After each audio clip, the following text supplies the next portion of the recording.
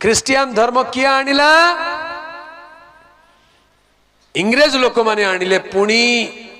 ए मूर्ख मूर्ख मूर्ख शुणुचु ना नहीं खाली कही दौ इंग्रेज माने आनिले जीसु एटा जे कहउचंती से होचंती नंबर 1 मूर्ख काई बोले इंग्रेज माने ख्रिस्टियन हेबा पूर्व भारतीय माने 500 वर्ष आगु ख्रिस्टियन हेइथिले हालेलुया। भारत को जीशु विषय प्रचार किए आरंभ कले प्रथम किए प्रचार कले केबे कले जानिचंती? इंग्रेज माने नहीं इंग्रेज मान तो 500-600 ख्रीष्टाब्द बेलू सुसमाचार शुणिले ख्रिस्टियन हेले भारतीय माने आज को 2000 वर्ष तलू जीशु को जानिचंती हालेलुया। केमती आज्ञा जीशुंकर 12 जन प्रेरित शिष्य मानक मध्यरु 2 जन प्रेरित शिष्य भारत को आसिले तारी भितर सबुठारु पॉपुलर सबुठारु परिचित होचंती साधु किए आटके जोरे साधु साधु थोमा केबे आसीथिले भारत को आगे 52 ख्रीष्टाब्द रे आसिले साधु थोमा भारत को केबे आसिले 52 ख्रीष्टाब्द रे आसिले केरल प्रांत रे 7टा मंडली स्थापन कले तापरे चेन्नई प्रांत को आसिले भारत रे 20 वर्ष रहिले केते वर्ष रहिले 20 वर्ष रहिले आउ भारत रो लोक मान तांको मारी देले तांकर सब भारत रे पोता हैला आज मध्य चेन्नई शहर को गले गोटे माउंट अच्छे गोटे पर्वत अच्छे पर्वतर नाम होची सेंट थॉमस माउंट इंग्रेज माने जीसु को जानिबा आगुरु भारतीय माने जीसु को जानी चंती हालेलुया। तमे केमती कहउछ इंग्रेज माने भारत को ख्रिस्टियन धर्म आनिले बोली सेति पई कहली जो माने ए कथा कहउछन से माने होचंती हा मूर्ख बोले कहउछंती जानी नहंती हालेलुया। हेले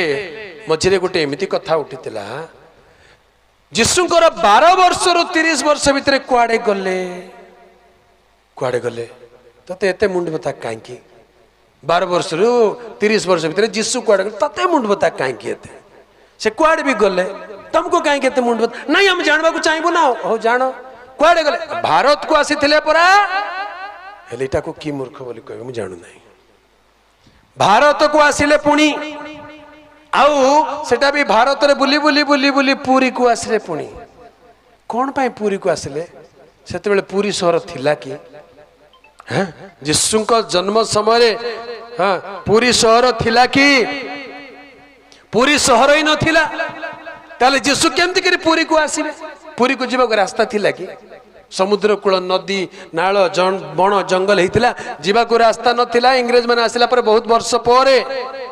पुरी शहर को जाए रास्ता बनाले एबे एबे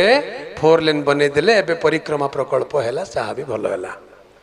जीशु पुणी पुरी आसी थिले बोली कहउचंती आउ जीशु भारत रे 18 वर्ष रहिथिले ओह तमे आके जानले 18 वर्ष रहिथिले 18 वर्ष जदि रहिबे ताले कोठी रहिथिले तांको रहबा जागा टिके देखा को भाषा रे कथा होउथिले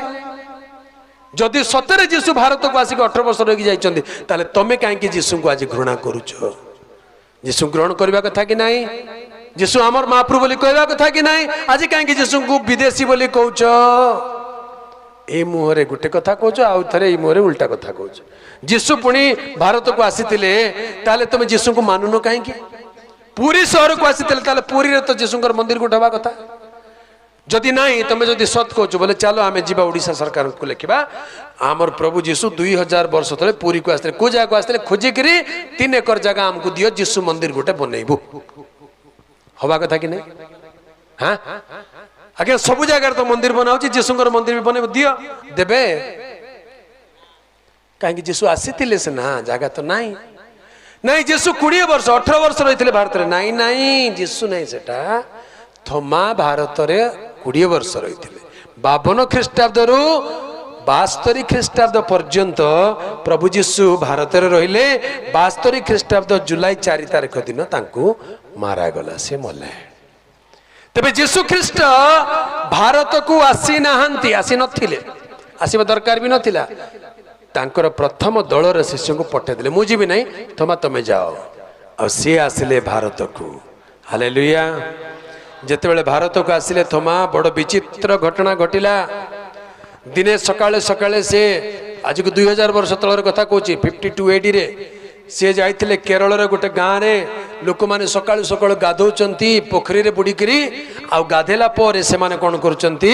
सूर्य को जल तर्पण दउचंती सूर्य को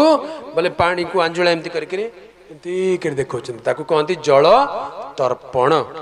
सूर्य को जल तर्पण दउचंती ये जाके देखले एटा कोन एटा माने केमती पूजा करूचंती पचारे कोन करूछ एटा सूर्य आड़ को नहीं एमती कौन कर कहले सूर्य देवता को जल तर्पण देउछु माने जल ताकू देउछु भेटी देउछु भेटी चढ़ौछु हेले थोमा कहले तमे देउछ जे पानी तो जाऊ नहीं से तो ग्रहण करने तमर पानी तले आगे पड़ जाउछि केमती देवता तमर एटा देले नौ ना तू छाड़ तमे दे लागुछ से माने अनेले कहले तू किए रे देवता को पानी दे देवता नेबो कि नेबो